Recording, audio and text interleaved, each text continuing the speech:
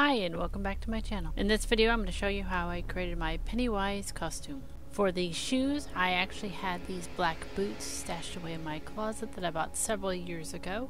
And I'm just going to make a template on the shoe using masking tape, and then I will be painting these white, making sure I don't get paint on the zipper.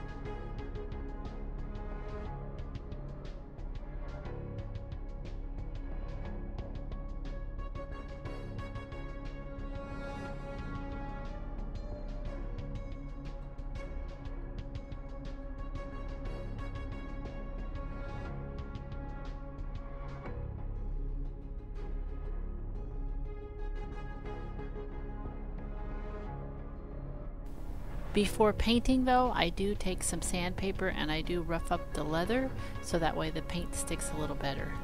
For the white paint that I use, I just use some Walmart brand cheap acrylic paint that you find in the craft section, and I do about 2 coats, and it's okay if it's splotchy since that adds to the weathering that I'm going to be putting on the rest of the costume. To make the pom-poms for the actual costume and the shoes, I do like I did with my Genderbend Pennywise costume for my daughter, is I take some red yarn, wrap it around my hand, and then I'll tie it in the middle and then cut it.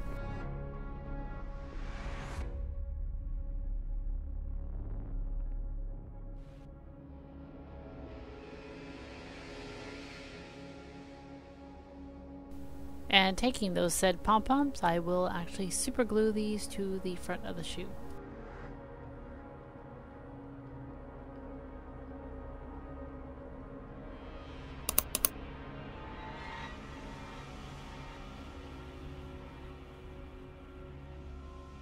With the shoes done, I go ahead and start on the main costume.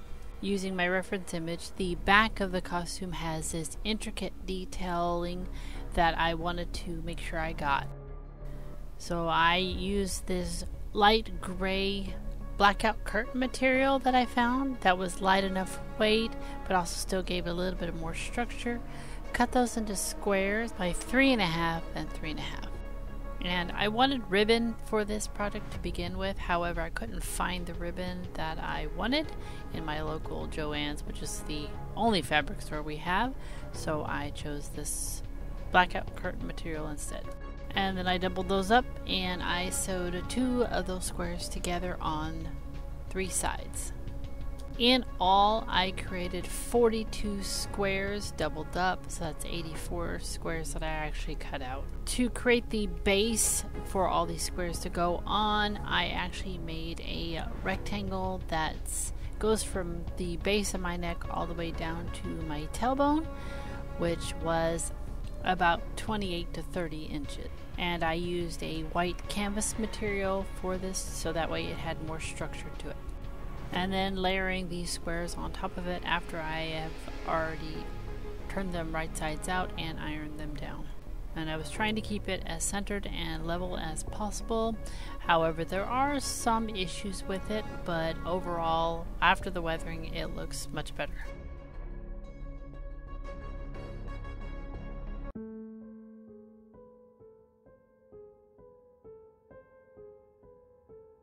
Once I got the bottom rows started, I go ahead and start sewing on the squares at the top. And it's okay if the stitching is shown because the layer above it will be covering those stitches. So as I lay one row down, I stitch it, bring it back off, put another layer down, stitch it, and so forth and so on. Once all my rows are on, I go ahead and stitch the sides of that piece down because I will be clipping these edges off. And even though I try to keep this as light as possible, it still has a bit of weight to it, so it does pull on the costume, but I do remedy that later on.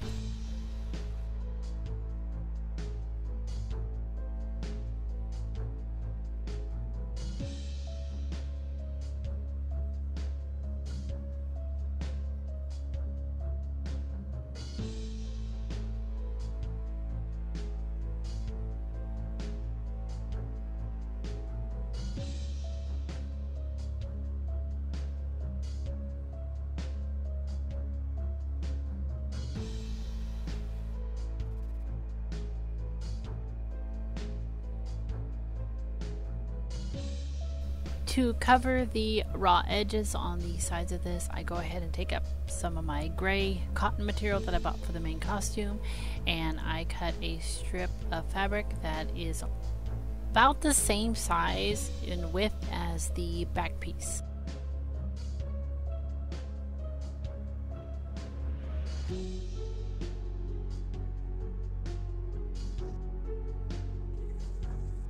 And I do line this with interfacing as well.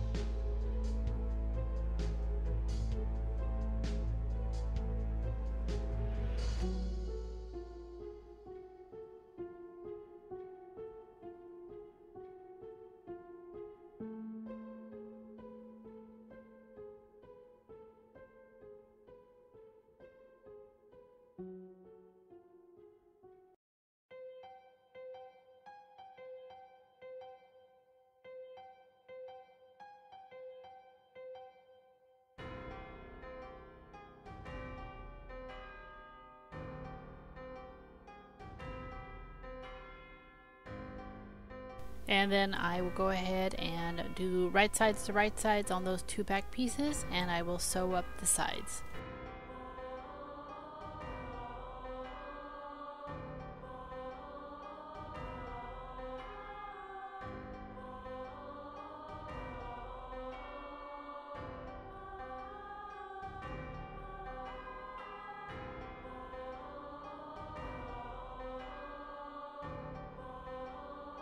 And then I will go ahead and trim off those edges as close to the seam as possible.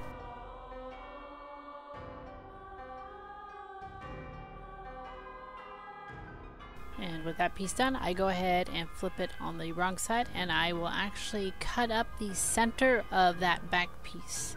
That way I can flip those two pieces over the edges, and it will hide all those raw edges of these small squares.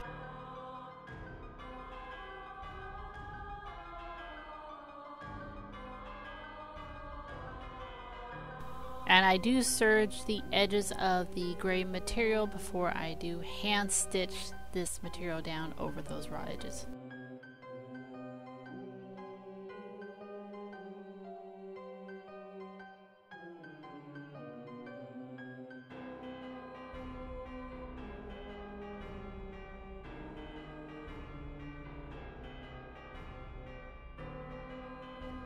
For the shirt and the pants portion of this costume, I use this McCall's 8332 pattern, which is the chef coat and the chef pants. If you look at the actual reference image of Pennywise's costume, it looks like the costume is made of strips of fabric. So I was trying to recreate that by slicing up my pattern into 2.5-inch strips for the shirt and about a 2-inch strip for the pants.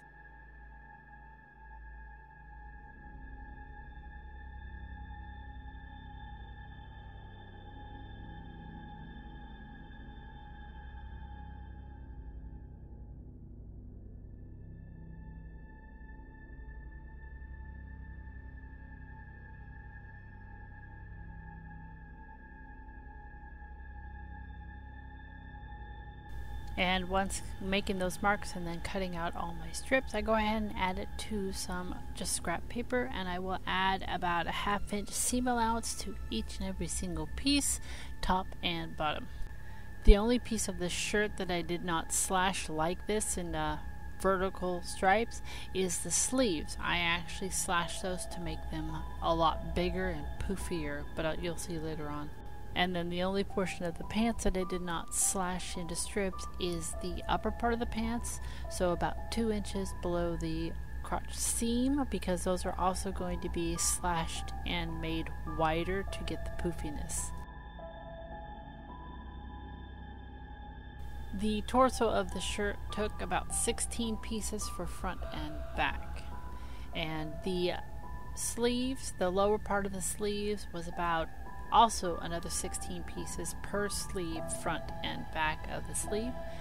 The pants took a total of 42 pieces for the lower leg, front and back, and so the legs actually took about 84 pieces just for the lower portion of the leg. So this costume had a lot of small pieces that I had to keep track of, and I think it's the biggest costume that I've made yet. For the main body of the costume, I bought 15 yards of this gray fabric. However, if you will see later on that I actually have 2 different colors of gray fabric, because I originally bought 8 yards to begin with, thinking that was enough, and I had to go back to the store and get more. However, they didn't have the color that I originally bought, so I purchased a lighter shade. But once I weathered the costume with my airbrush and black paint, you could not tell the difference.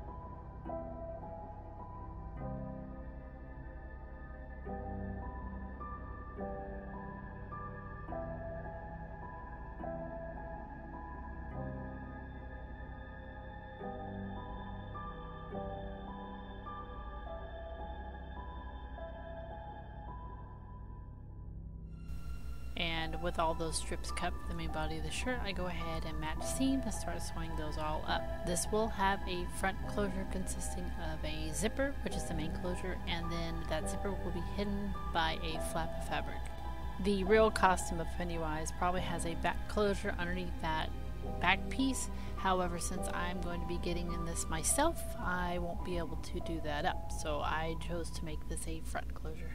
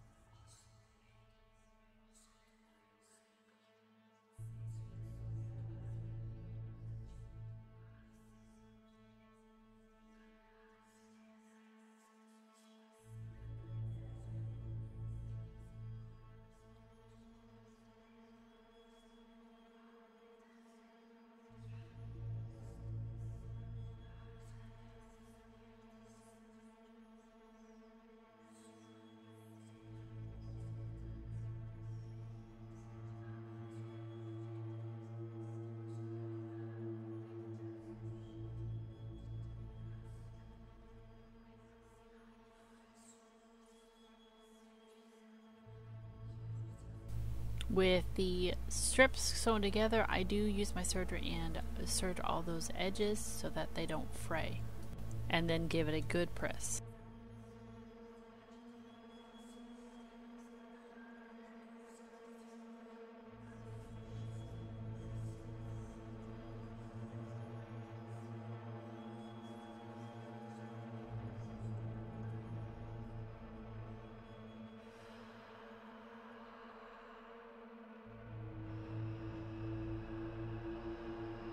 And to create the hidden flap, I just actually followed the pattern instructions, which is take the front portion of it about an inch wide, fold it back on itself, going right sides to right sides, sew up that top portion, just the top portion, and then once that's done, clip the corner and then fold it back in on itself.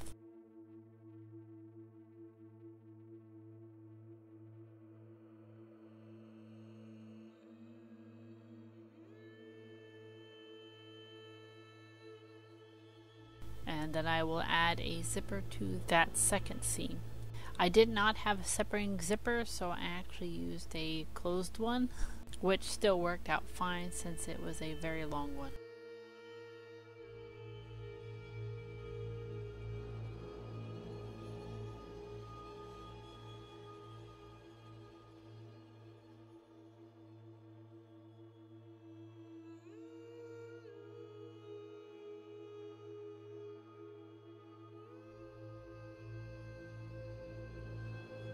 And then I go ahead and attach it to the other side of the shirt.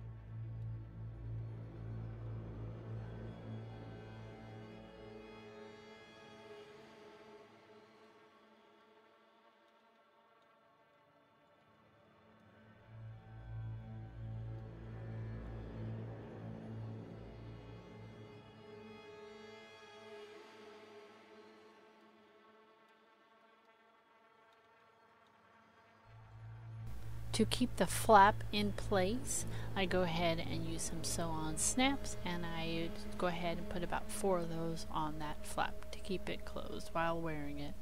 And that last pin that I just put in, that will be where I actually stitch that bottom part down so this shirt is closed together, because it still has about 8 inches of open spot there.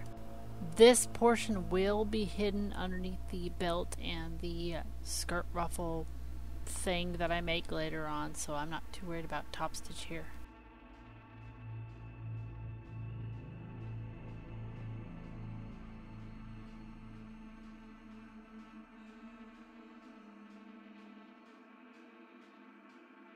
And once the back portion and the front portion are all done and ready to go, I go ahead and align these up by the shoulder seams, right sides to right sides, and stitch those down along with the side seams. This particular pattern has a collar piece to finish off that top edge, so I go ahead and make the collar piece according to the instructions.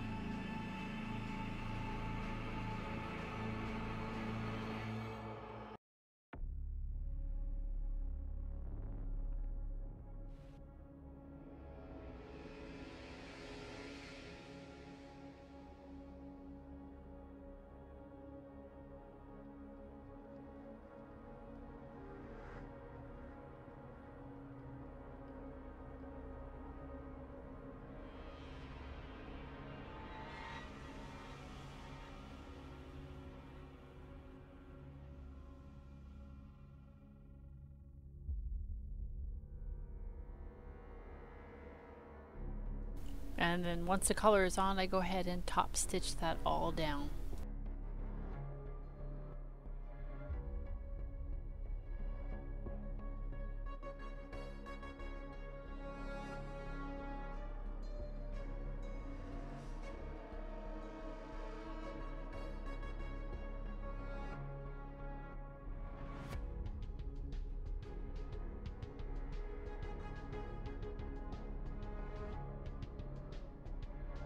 For the sleeve portion, this was the one that was the trickiest part, is I took the top portion of the sleeve that I did not slash horizontal. I did slash it vertical and widen it out so it looks like a big old circle skirt. With the bottom portion of that sleeve, I go ahead and take some inch wide elastic and I will sew this along that perimeter. Which, now that I'm looking at it, I really did not need to do. All I needed to do was actually gather this up to the bottom portion, or the circumference that I actually wanted it at.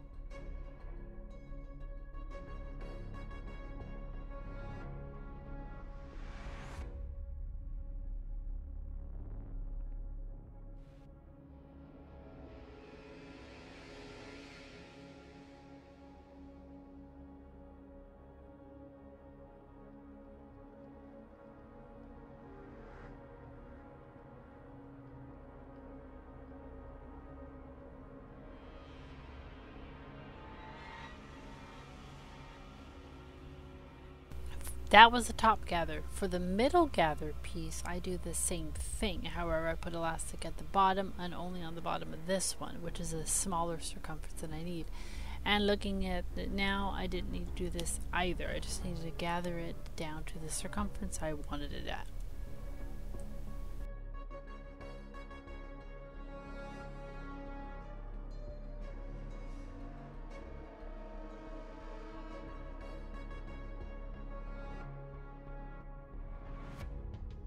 With the elastic on both the top and the middle gather, I go ahead and match up the side seams and I will stitch those up so that it creates a loop.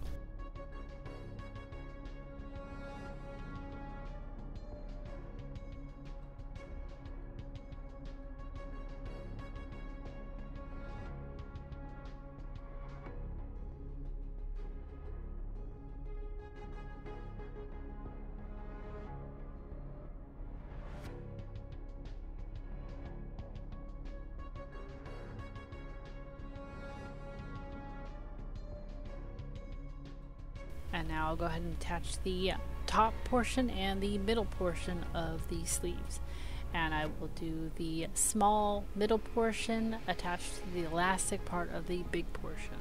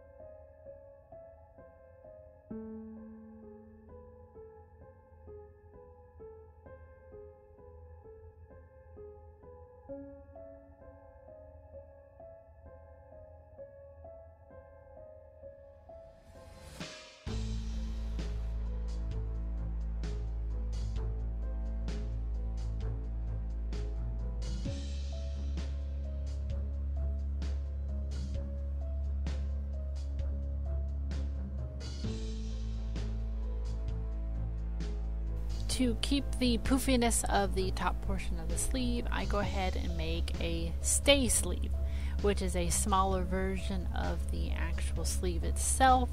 and I will attach that to the bottom part of the top part of the poofy sleeve, if that makes any sense.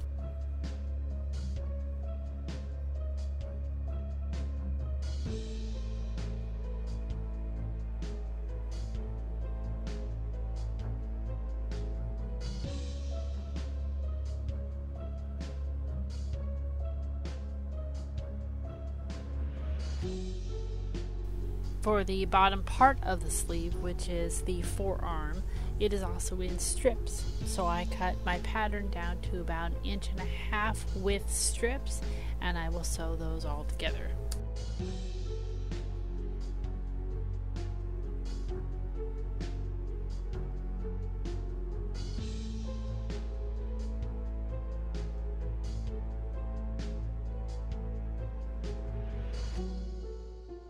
And then attach the front and the back pieces of the sleeve.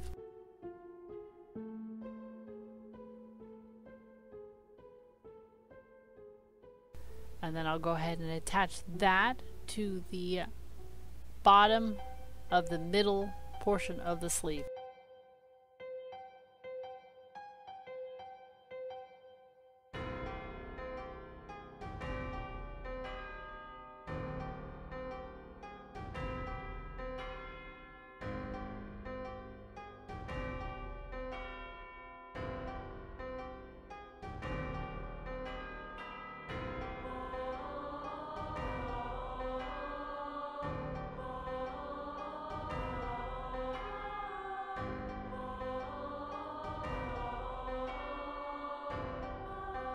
The sleeve is almost done.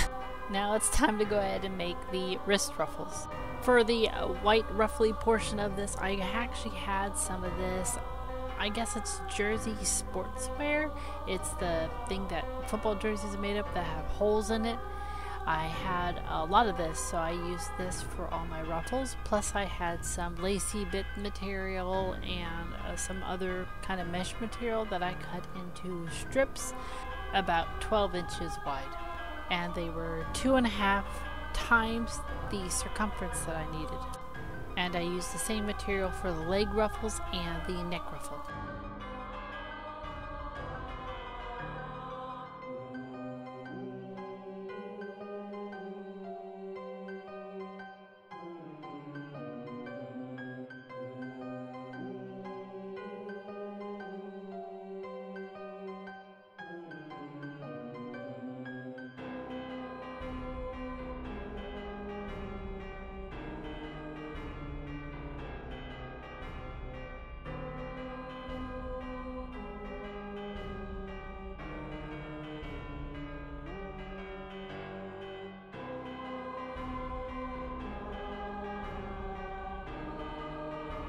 The white mesh ruffle will actually be covered by a gray ruffle as well. So here I have a strip of fabric that I will be sewing up the short side, and then I will be gathering it down to the circumference I need. But before gathering, it's easier to hem it before I gather it. So here I'm actually folding it up on itself about 1/2 inch, and then I will sew that down.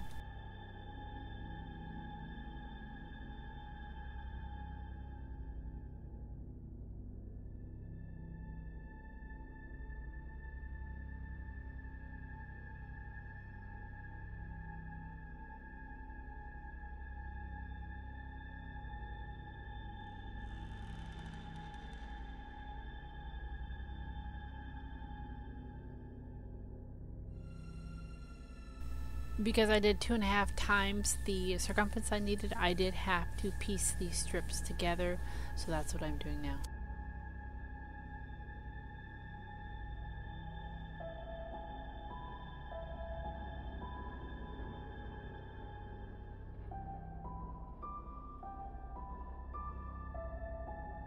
With all the mesh loops done, I go ahead and gather it down to the circumference I need, and then I will attach it to this gray material.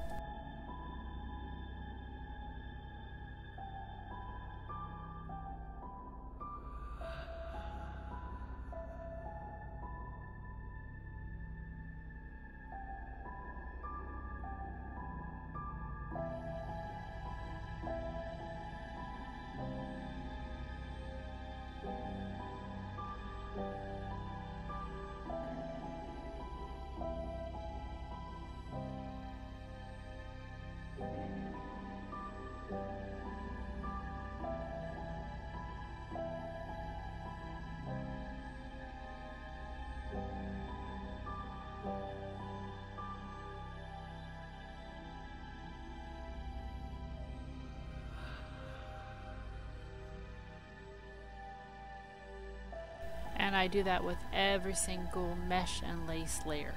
And since the lace and the mesh material did not fray, I didn't have to do anything with the edges. However, even if it frayed, it still would be fine because it would go with the look of Pennywise.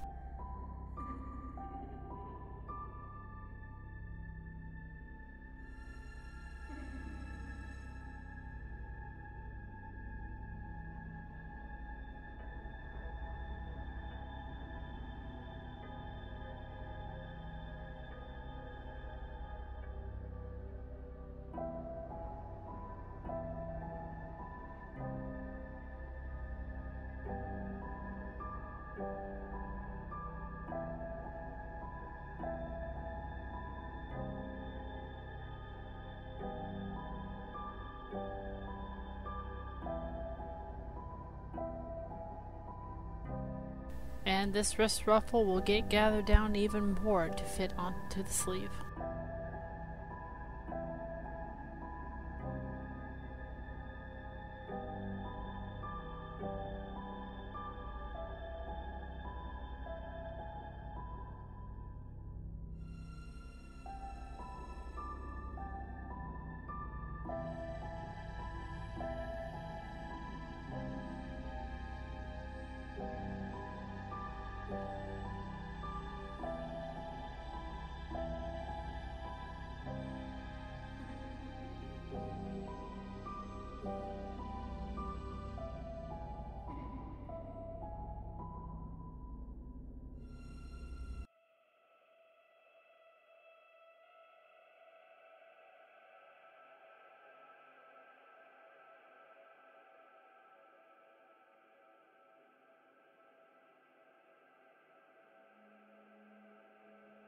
The sleeve is pretty much sewn together. I will trim the lace and the mesh material down a little bit more. It needs to be poking out from underneath the gray, but not as much as it is right now.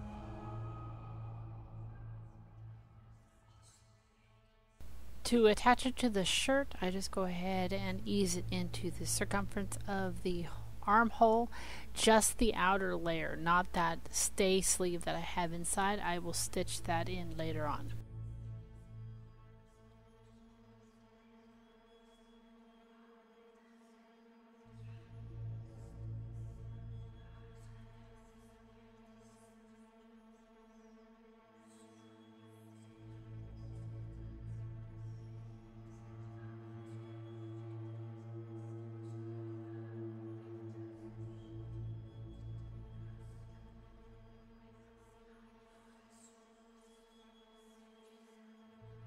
And now I will go ahead and attach the stay sleeve to the armhole seam.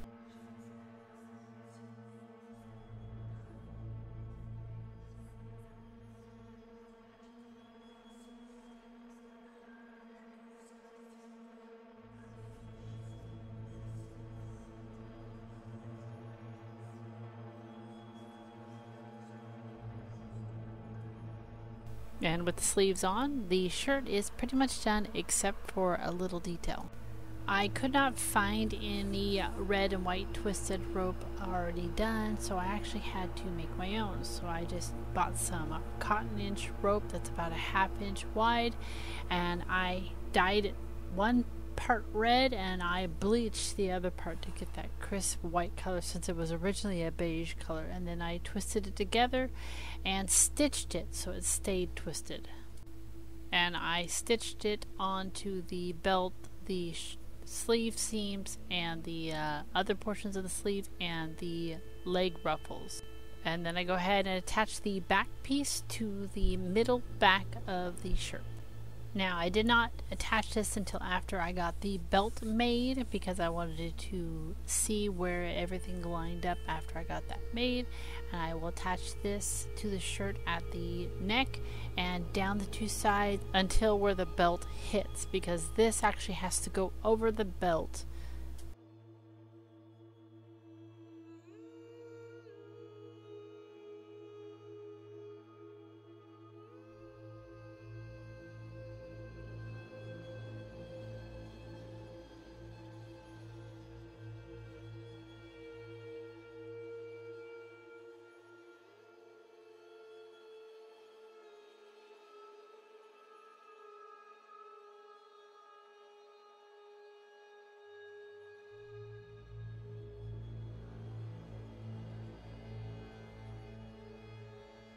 With the shirt completely done, we can go ahead and start on the belt. And I made the belt pretty similar to the way I made my daughter's Pennywise belt. If you haven't checked that video out, I'll leave it up in the iCard above and description below, but it's pretty much the same way. I take a long strip of fabric that's a bit longer than my waist because I want some overlap, and I cut 2 pieces of the gray, and then I also cut a piece of canvas to add structure. And I will sew that together along the 2 short sides and 1 of the long sides, making sure to sandwich the canvas in between those 2 gray pieces.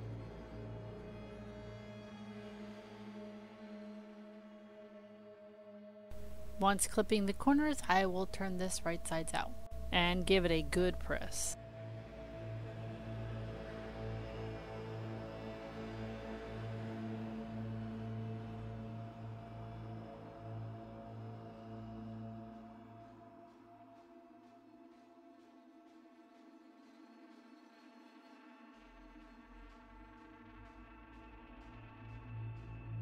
This will also get top stitched, and I'm not worried about the stitching showing because I will be covering that up with the red and white twisted rope.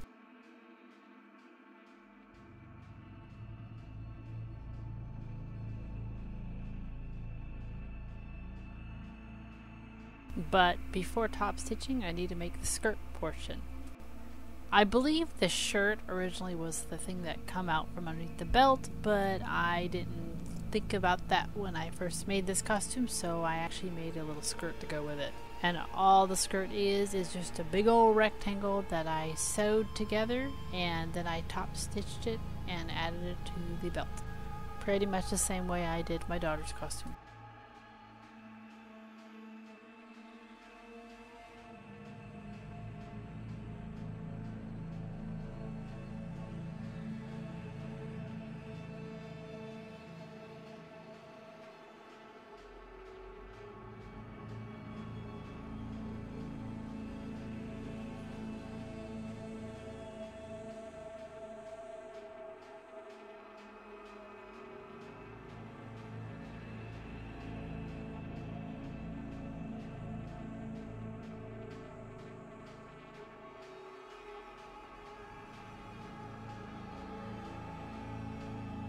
Since I left one side open on the belt, I go ahead and open it up, and I will take the skirt and I will pleat it and attach it to that one edge.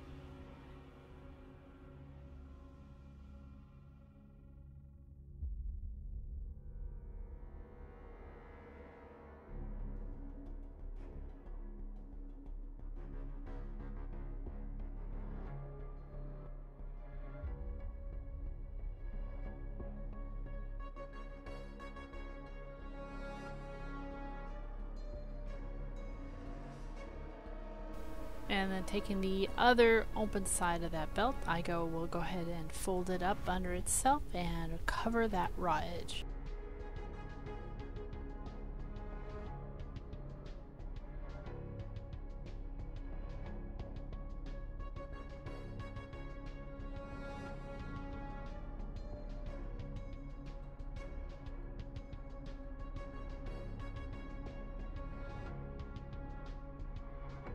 And then I will stitch this down, and like I said, I don't worry about the stitching on this since the rope will cover it all.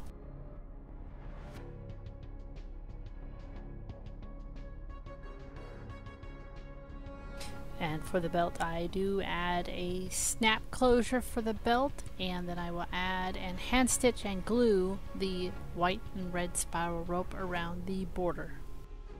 Making the pants was pretty much similar. I took the lower portion of the pants from about 2 inches from the crotch seam down to about my calf size, and I actually stitched all those strips of fabric together. And then I will take the front and back and stitch those down the sides.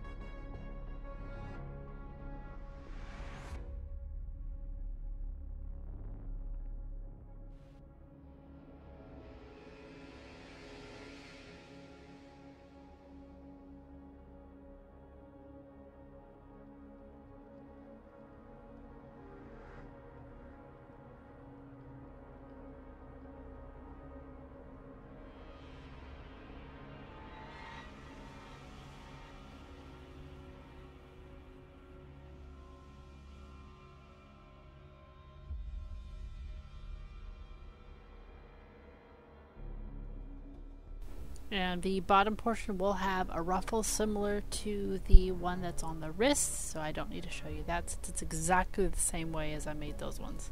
For the upper portion of the pants, I took the original pant pattern and I slashed it just like I did with the upper arm portion, and I cut those out. And then I'll attach the inner seam and the outer seam together for each leg, so I'll have 2 tubes of fabric.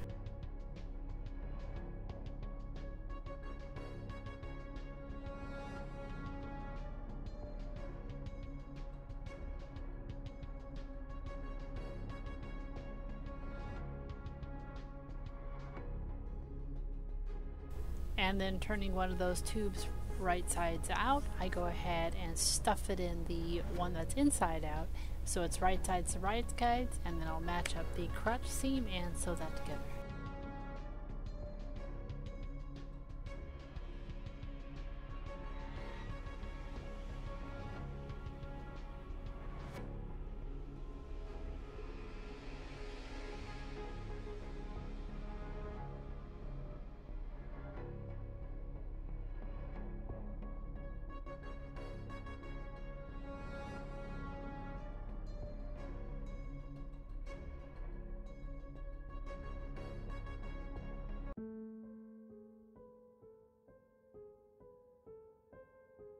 These pants will have elastic in the waistband, so all I did to create the waistband is measure out the circumference of the pants, and then I cut a rectangle of fabric, sewed that into a loop, and then I folded it over and sewed it into a tube.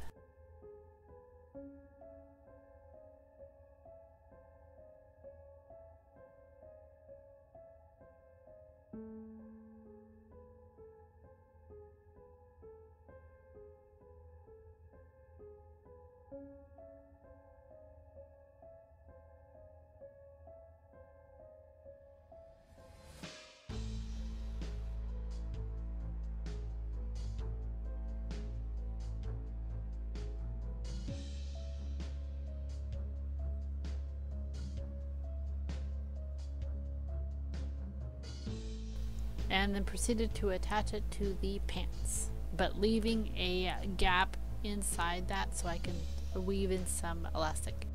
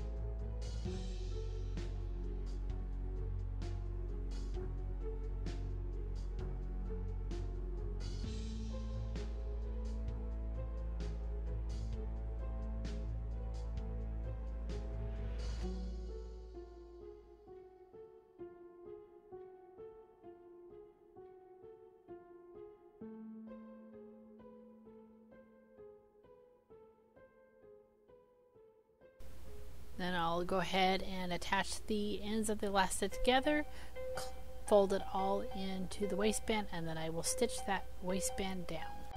I should say I'll close up the hole in that waistband. For the leg portion, I'll go ahead and gather it to the circumference of the lower leg portion, and then I will stitch that all together. In hindsight, I should have made a stay short to go inside this as well, because it was so heavy that it weighed everything down, so I didn't get the poofiness of it, but I do remedy that with a makeshift tool that I used. I used some elastic and attached it to the waistband seam and the seam where the lower leg is connected, so it did work, but if I ever have to make this again, I will actually make a lining short or stay so short to go in it, just like I did with the sleeves. I could still add a stay short in there now if I wanted to, but I don't really want to.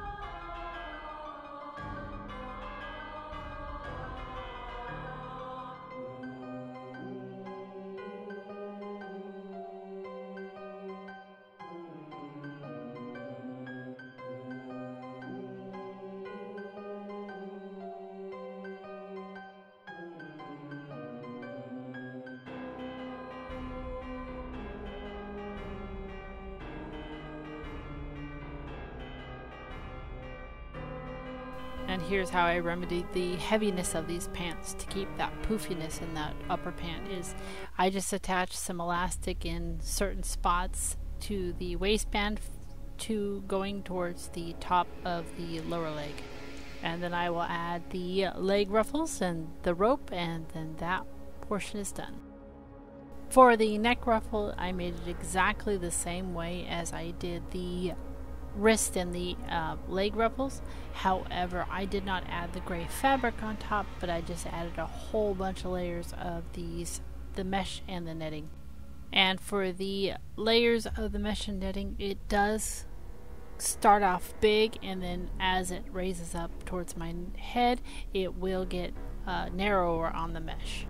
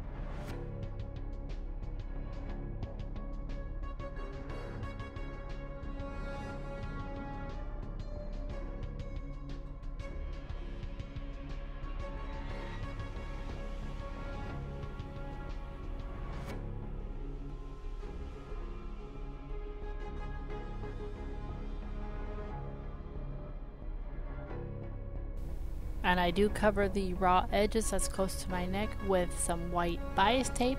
I will add ribbons to the top portion of it to tie on. And to make sure it stays around my neck on the bottom and it doesn't create a gap, I do sew the bottom 3 inches together so that way it turns into a full circle.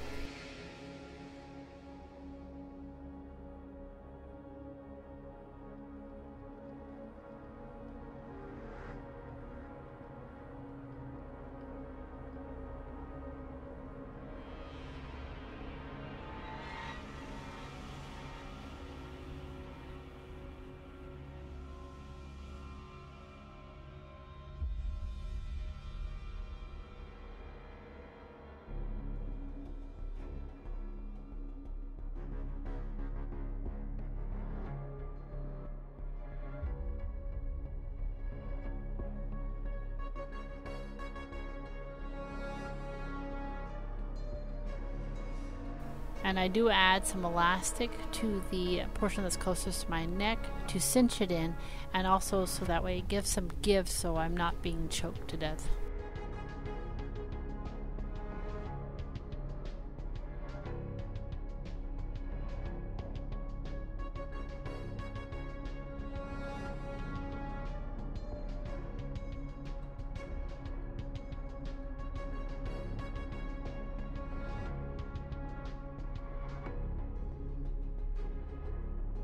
And adding some airbrushed weathering, it actually is done.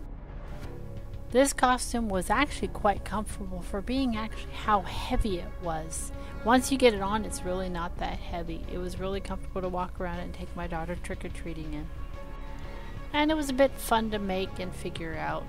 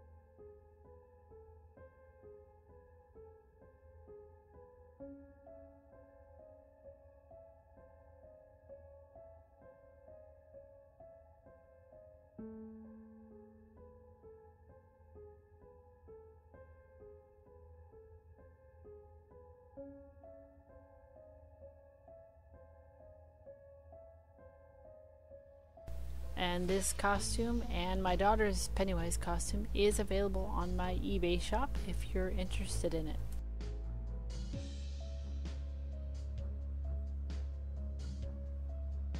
If you like this video, please like, subscribe, and share, and I'll see you next time. Bye!